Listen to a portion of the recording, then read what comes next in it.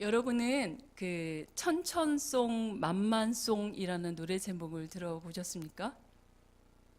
네, 끄떡끄떡 하시는 분도 있죠.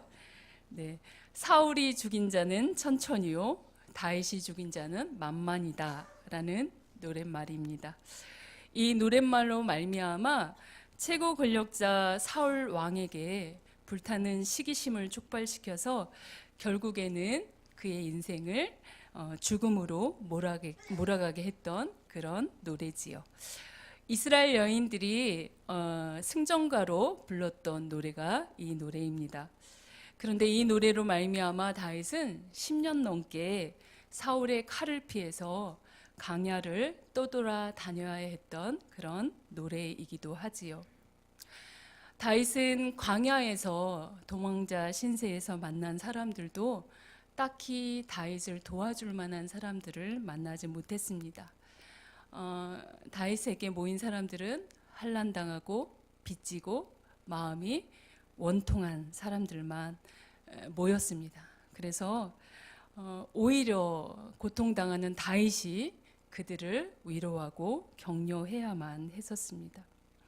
그런데 놀라운 것은 하나님께서 이들을 통해서 정말 기가 막힌 하나님 나라의 모형을 제시하고 있는데, 오늘 본문 말씀을 통해서 우리가 하나님이 원하시는 공동체가 어떤 공동체인지 그렇게 알아보고 정말 우리 공동체가 지금보다는 조금 더 따뜻한 그런 하나님이 기뻐하시는 공동체가 되었으면 좋겠다 해서 이 본문 말씀을 전하게 되었습니다.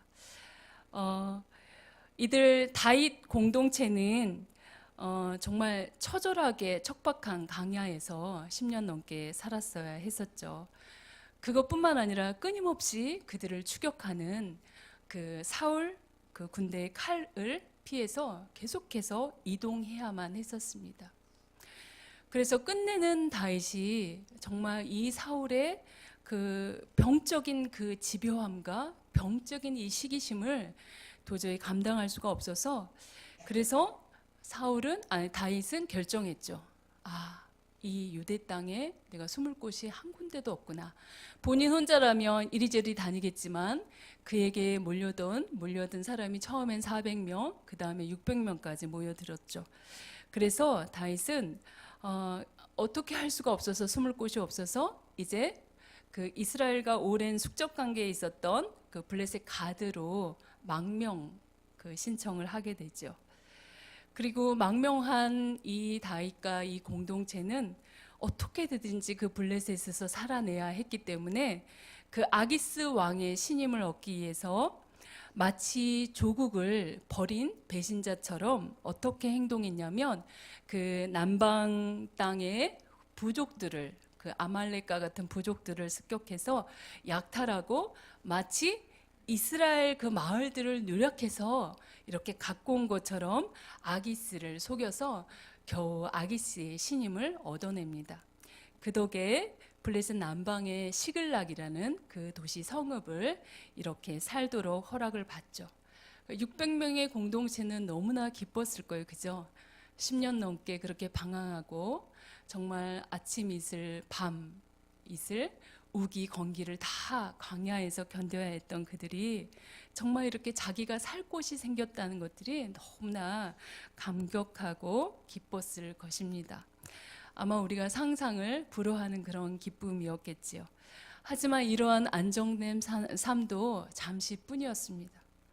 다윗에게는 또 다른 위기가 찾아왔는데, 그 위기가 뭐냐면 블레셋과 이스라엘 간의 이 전면전을 치러야 할 때 이제 아기스 왕이 다윗을 참전시키고자 그의 모든 군사를 이끌고 아벡으로 오라는 명령이 그렇게 온 것입니다.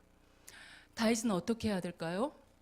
이 상황에서 살기 위해서 그 모든 600명의 그 자신의 그 군사들을 이끌고 이 아벡으로 출전을 합니다. 아벡으로 출전을 했더니 그 블레셋의 5도시의 5대 도시의 방백들이 다 모였겠죠. 다 모여서 저 사람은 안 된다는 거예요. 저 사람이 만약에 600명을 데리고 뒤에서 우리를 공격하면 우리의 그 공격은 숲으로 들어간다. 저 사람은 절대 안 된다는 거예요. 우리의 배신을 배신하면 안 되기 때문에 절대 다윗을 참전을 시키지 못하게 합니다. 그래서 다윗은 그 참전을 굳고 반대 당했기 때문에 기가 막히게 이렇게 돌아올 수 있었던 거죠. 그들이 돌아오면서 참 하나님은 너무 감사하다. 정말 하나님의 섭리는 참 놀랍고도 놀랍다 하면서 이렇게 기쁜 마음으로 이렇게 돌아왔을 것 같아요.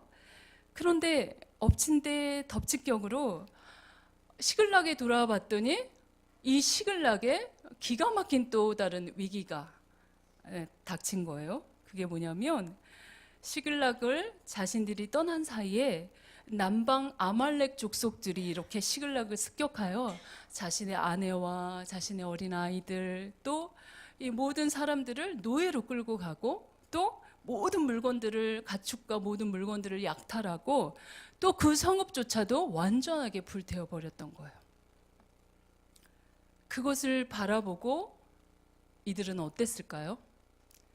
겨우 좀 살만하니까 정말 그 시글락에 들어와서 돌을 굴리고 흙벽돌을 쌓으면서 그 아내가 기뻐했던 그 모습, 그 다음에 남방 그 성읍들을 이렇게 약탈해 가지고 와서 뭔가 좋은 물건들을 아내에게 또 자녀에게 갖다 주면 너무 좋아하고 행복해하는 그 자녀와 아내의 모습들을 상상하면서 순식간에 그 모든 행복들이 깨어져 버리고 사라진 모습들을 보고 이들은 넉노와 아무것도 할 수가 없었습니다. 우리 4절을 같이 한번 읽어볼까요? 다윗과 그와 함께한 백성이 울 기력이 없도록 소리를 높여 울었더라. 울 기력이 없을 정도로 거의 울었습니다. 그들이 유다의 광야를 헤매면서 끝끝내 블레셋 땅으로 이렇게 넘어온 것은 궁여지책으로 정말 이 아내와 자녀와 좀 행복하게 좀 살아보려고 이렇게 넘어온 거잖아요. 그래서 어떻게 좀 왕의 마음을 좀 사서 좀 어떻게 좀 살아보려고 한 거잖아요. 그런데 가족의 안녕을 위해서 도망자 신세를 좀 면하고 그곳에서 살아보려고 이렇게 사랑스러운 아내에게 행복한 보금자리를 제공하고 재롱 떠는 그 아이들의 모습을 바라보기 위해서 그 공동체는 그렇게 애썼는데 겨우 1년 4개월밖에 16개월밖에 그곳에서 살지 못했는데 또 눈물이 나네요. 제가 이 본문을 준비하면서 그들의 다윗 공동체의 마음이 막 이렇게 밀려오면서 얼마나 기가 막혔을까 하는 그런 마음이 들었는데 네. 정말 그들은 그 한순간에 그 행복이 깨어져서 한순간에 그 행복했던 그 공간이 딱 순식간에 재로 변하고 난 그 모습을 보고 맥이 빠져서 기력이 다하도록 울었습니다. 얼마나 비탄에 잠겼는지 이들은 다윗을 향해서 곧 거대한 분노로 돌변해서 다윗을 돌로 치려 합니다. 왜 그랬을까요? 6절에 보면 백성들이 자녀들 때문에 마음이 슬퍼서 다윗을 돌로 치자 하니 다윗이 크게 다급하였으나 그의 하나님 여호와를 힘입고 용기를 얻었더라. 바로 자식들 생각에 그 슬픈 마음을 어떻게 짓이길 수 없었던 거죠. 왜냐하면 무방비 상태로 그 시글락을 그렇게 방치하고 아기스한테 잘 보이려고 모든 군사를 이끌고 아벡으로 출전했잖아요. 그 사이에 이 아말렉이 공격했으니까 이것은 지도자인 다윗의 아주 큰 실책이었던 것이죠. 그래서 이 일로 말미암아 그들은 돌을 들어서 다윗을 죽이려고 합니다. 이런 상황에서 아주 다급한 이 상황에서 다윗은 어떻게 합니까? 여러분 잠깐만요 하면서 굳이 변명하지 않아요. 여러분 잠깐만 이게 그게 아니고요 아시잖아요 하면서 자신을 변호하지도 않아요. 뭐라고 하냐면 그의 하나님 여호와를 힘입고 그의 하나님 여호와 안에서 새 힘을 얻도록 스스로 격려하며 강하게 하였다라는 것들이 용기를 얻었다라는 그런 의미입니다. 동시대에 사울은 블레셋과의 그 전쟁 위기에 봉착해서 어떤 행동을 취합니까? 바로 엔돌에 있는 무당을 찾아가서 이 전쟁이 어떻게 될 것인지 라고 묻고 하나님께 묻지 않아요. 하지만 다윗은 죽음을 당하는 그 급박한 상황에서 누구에게 무릎을 꿇습니까? 하나님께 무릎을 꿇는 거죠. 바로 용기란 두렵지 않는 것이 아니라 두려움보다 더 중요한 것이 있다고 믿는 것이죠. 바로 뭐냐면 상황보다 두려움보다 더 크신 하나님을 신뢰하는 것이 바로 용기입니다. 저와 여러분이 어떠한 상황에도, 급박한 상황에도 하나님을 신뢰하시는 그런 제자가 되시길 바랍니다. 그래서 다윗은 이 제사장 아비아들을 통해서 가져온 그 에봇을 통해서 하나님의 뜻을 바로 묻습니다. PPT에 보면 에봇이 나오죠. 에봇은 제사장의 그 겉옷 위에 입는 그런 옷이 에봇입니다. 그리고 가슴에 붙인 그 흉패 속에 우림과 둠림을 넣어서 만든 옷인데요. 이것을 가지고 하나님이 어떻게 우리에게 말씀하시는지 아마 가불을 결정했던 그 계시의 용도로 제사장에게 사용하게 했습니다. 그래서 8절에 따르면 다윗이 여호와께 물었다라고 이렇게 표현되어 있는데 아마도 이 모든 그 제사법을 알고 있었던 다윗은 직접 에봇을 가지고 물었다는 것이 아니라 바로 제사장 아비아들을 통해서 하나님이 어떻게 하실지 물었던 것 같습니다. 아말렉에게 포로로 잡혀간 모든 사람들을 추격하여 구출할 수 있을지 물어보니 어떻게 합니까? 8절 같이 한번 읽어볼까요? 다윗이 여호와께 묻자와 이르되 내가 이 군대를 추격하면 따라잡겠나이다 하니 여호와께서 그에게 대답하시되 그를 쫓아가라. 내가 반드시 따라잡고 도로 찾으리라. 가불을 모르니 바로 하나님께서 응답하시죠. 추격하라.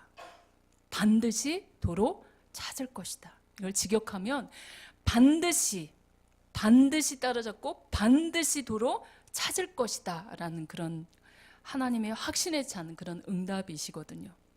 바로 하나님의 응답으로 말미암아 조금 전까지 낙심하고 꺼이꺼이 울고 다윗을 돌로 치려고 했던 그 600명의 군사들은 어떻게 했을까요? 힘을 내서 와 우리 가족을 찾을 수 있어? 하니까 다시 힘을 내서 이 다윗과 함께 그 아말렉을 잡으려고 출전하는 거죠. 바로 낙담한 우리의 힘은 오직 여호와의 말씀, 그의 도우심을, 그의 지지를 받을 때 우리가 힘을 낼 수 있다는 것을 이렇게 알 수 있는 거죠. 이들은 힘을 내서 시글락에서 더 남방 쪽으로 24km 정도 떨어지면 부솔 시내가 있거든요. 부솔 시내 한번 그림 볼까요? 네, 부솔 시내가 있대. 네, 이들은 이렇게 부솔 시내에 딱 맞닥뜨려서 이 부솔 시내를 건너서 또 가야지만 아말렉을 이렇게 추격할 수 있는데 여기에서 일이 터져요. 30장 9절을 보면 같이 한번 읽어봅시다. 이에 다윗과 또 그와 함께한 600명이 가서 부솔 시내에 이르러 뒤떨어진 자를 거기 머물게 했을 때 곧 피곤하여 부솔 시내를 건너지 못하는 200명을 머물게 했고 다윗은 400명을 거느리고 쫓아가니라. 바로 아벡에서 시글락까지 그 오는 길이 사흘길이었다라고 이야기하잖아요. 그러면 시글락에서 아벡까지 3일길 걸어서 갔고 회군해라 해서 아벡에서 시글락까지 또 3일길 걸어왔어요. 6일길을 걸어갔고 가족들이 없어졌기 때문에 그 아말렉을 추격하기 위해서 24km나 엄청난 속도로 이렇게 달려왔단 말이에요. 그러니까 이 시내를 건너지 못하고 번아웃된 사람들이 있었던 것이죠.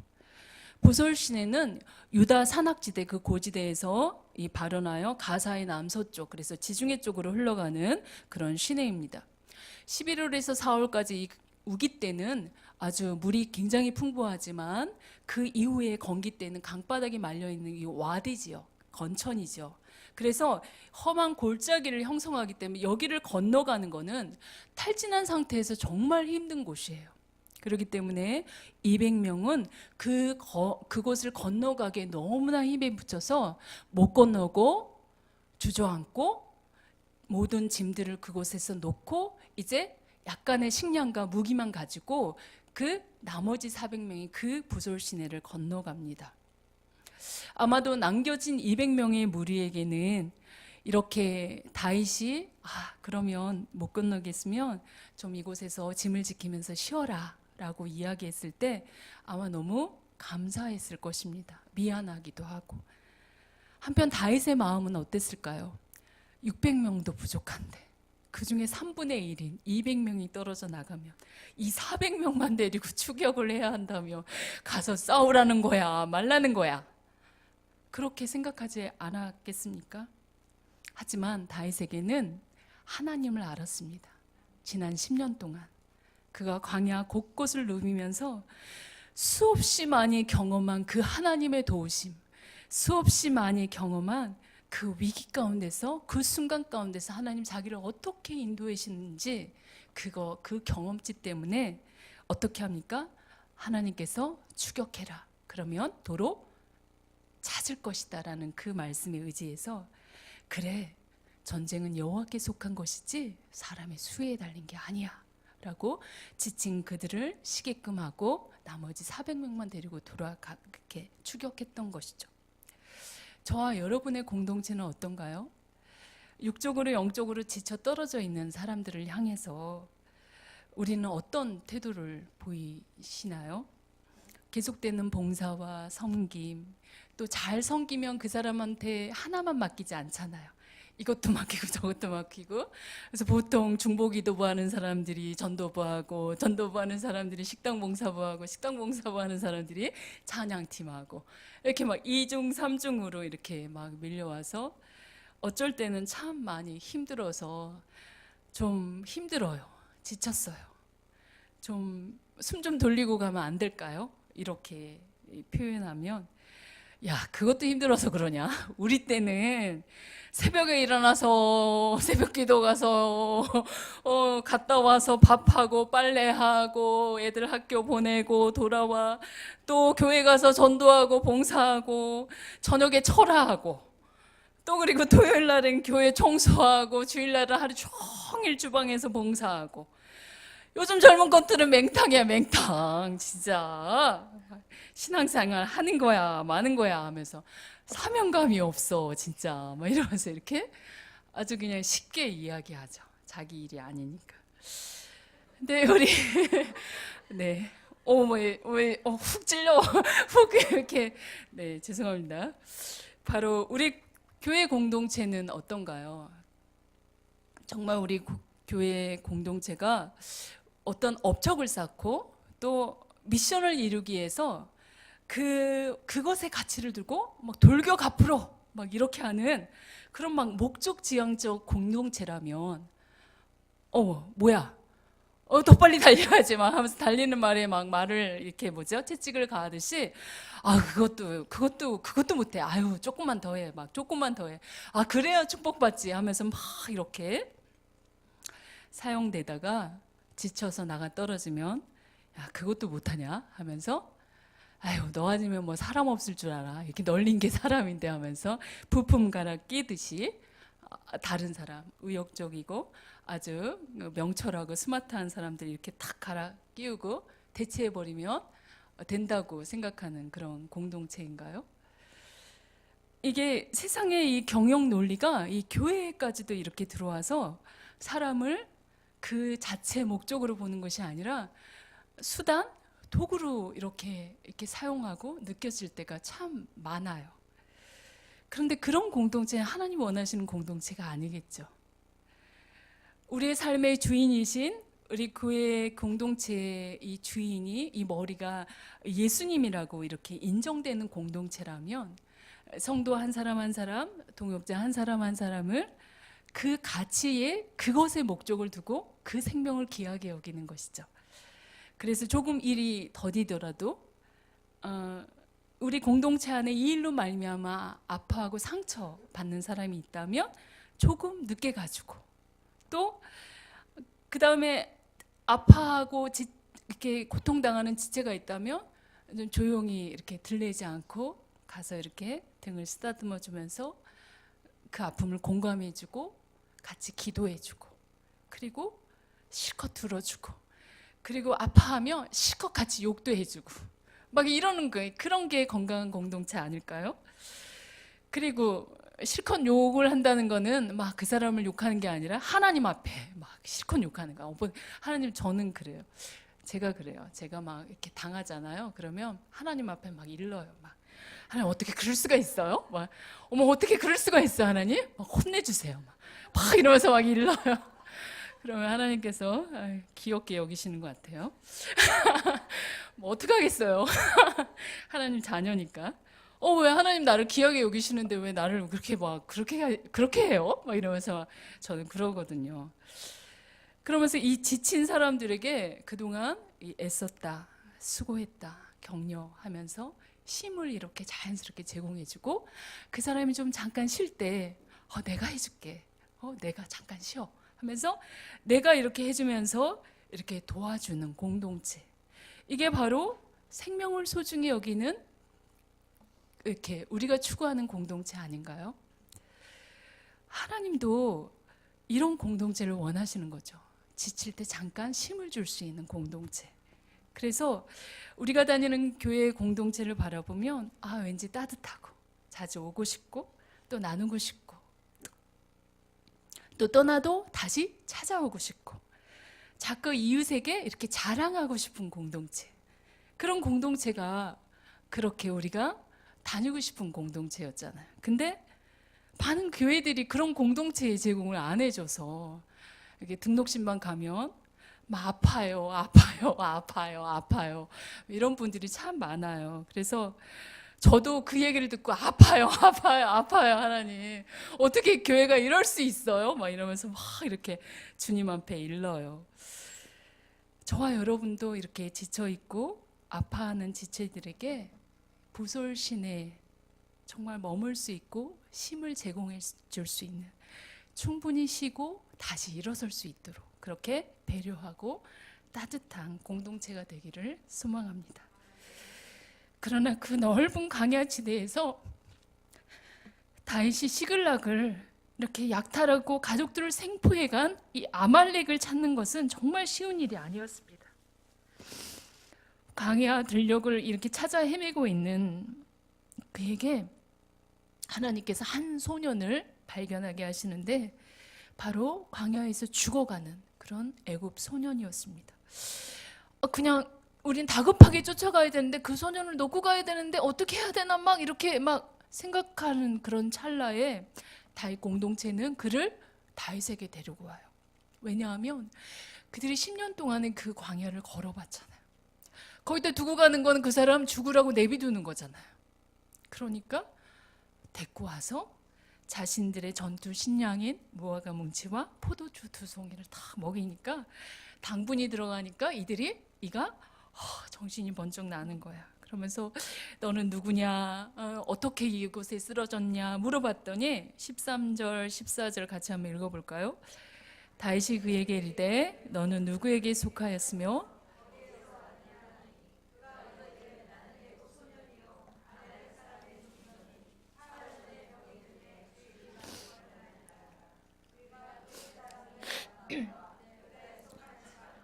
갈렙 남방을 침노하고 시글락을 불살난 나이다.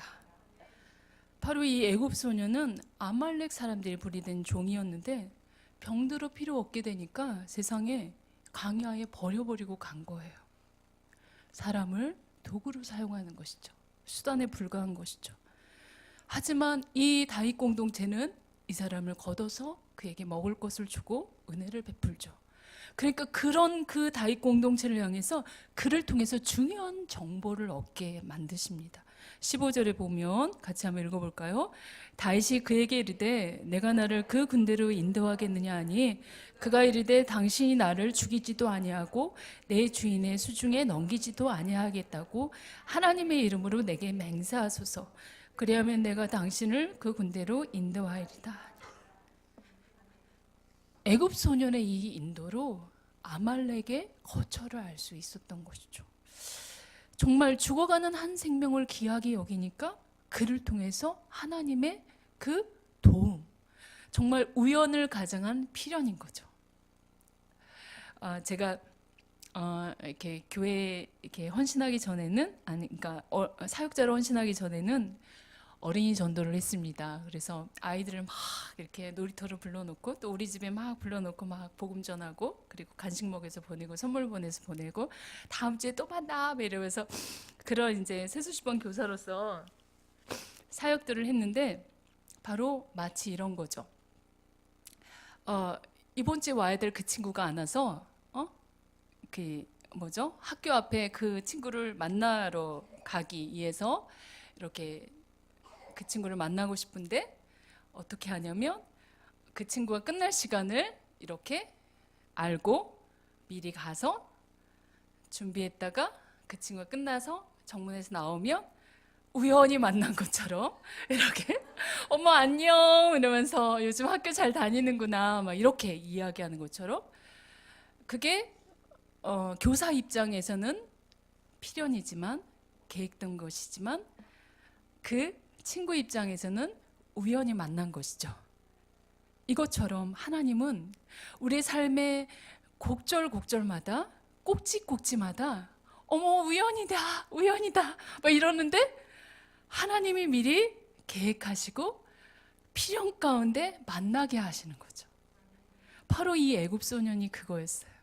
하나님이 계획하시고 3일 전에 그리고 그들이 올 그 장소에 버려두게 하시고 그리고 다윗 공동체에게 이렇게 발견되게 하시고 그것 때문에 이 사람의 도움으로 말미암아 아말렉의 진지를 찾아갑니다.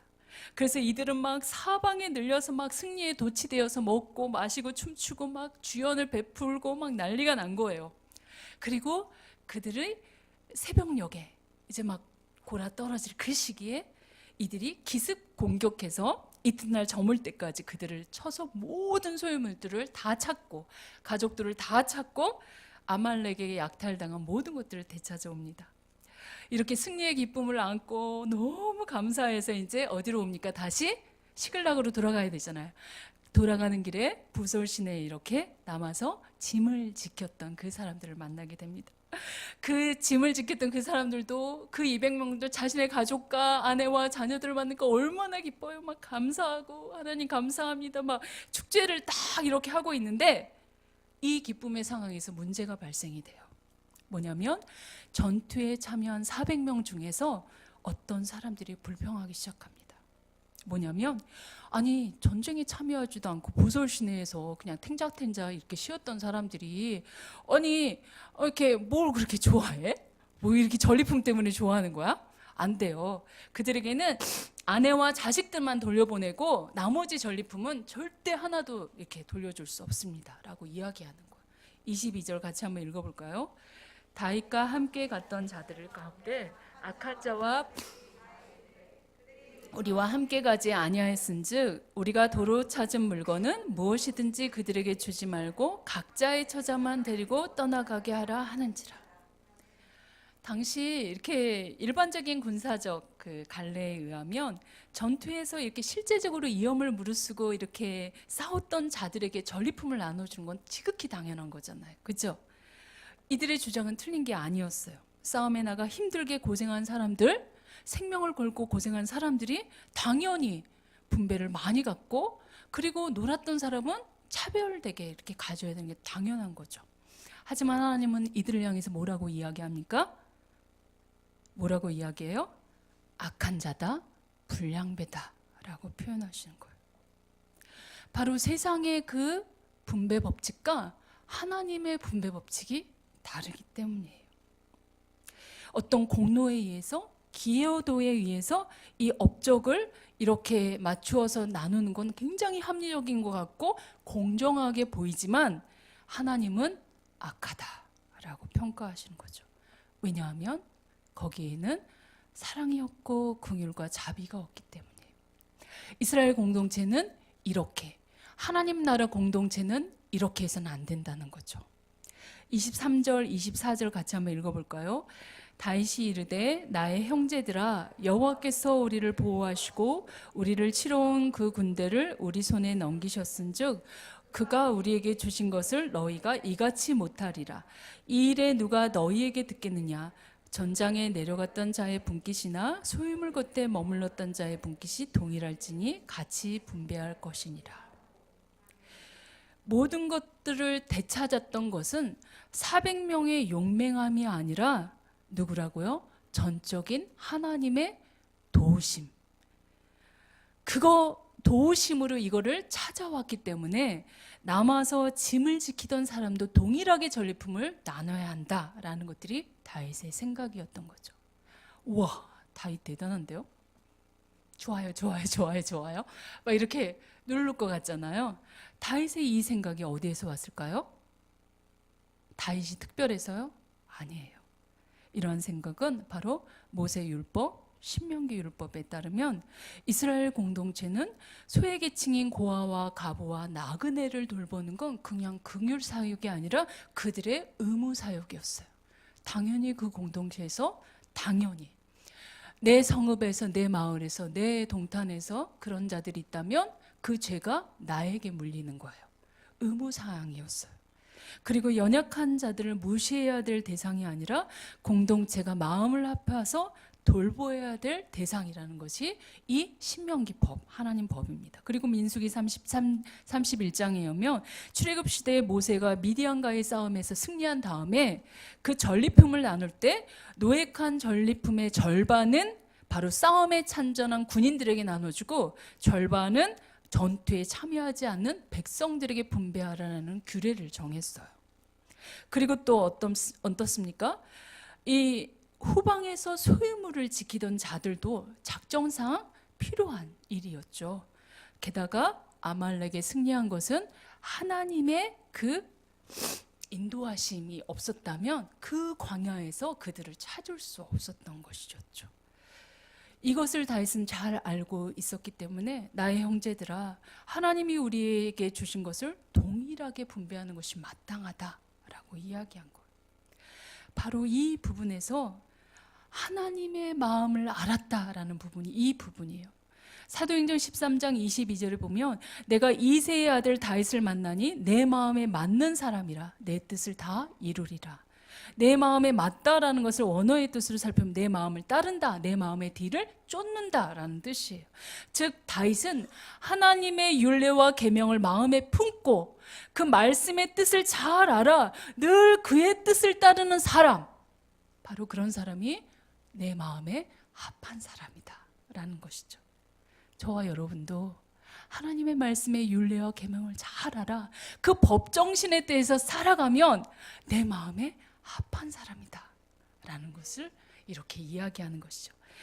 25절에 보면 그날부터 다윗이 이것으로 이스라엘의 율례와 규례를 삼았더니 오늘까지 이르니라.